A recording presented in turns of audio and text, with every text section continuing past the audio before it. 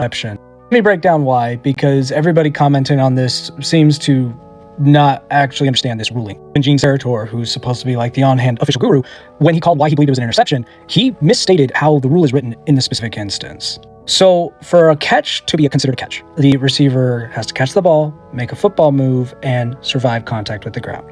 Now, what Gene was arguing was that he did not survive or maintain contact through the ground. However, if you watch the play and the replay, what dislodged the ball was not the ground, it was the defender. And since the ball was not incomplete, then you have to rule that as joint possession. Because this call has to either be a fumble recovered by the defense, a completion, or an interception. Interception, which is what was called on the field, would not apply, because an interception wherein both players have possession goes to the offense.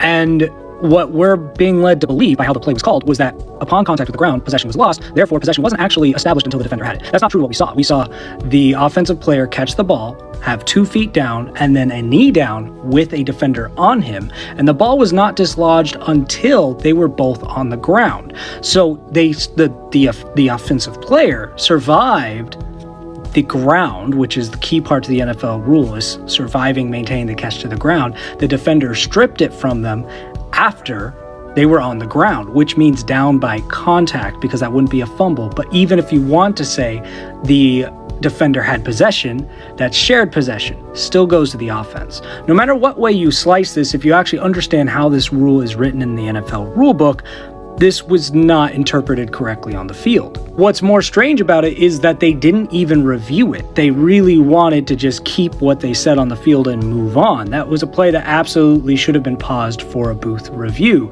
The fact that they didn't probably has more to do with the fact that once overtime started, 78% of all public bets went to the Bills. It was a catch, not an interception. Let me break down why, because everybody commenting on this seems to not actually understand this ruling. And Gene Steratore, who's supposed to be like the on-hand official guru,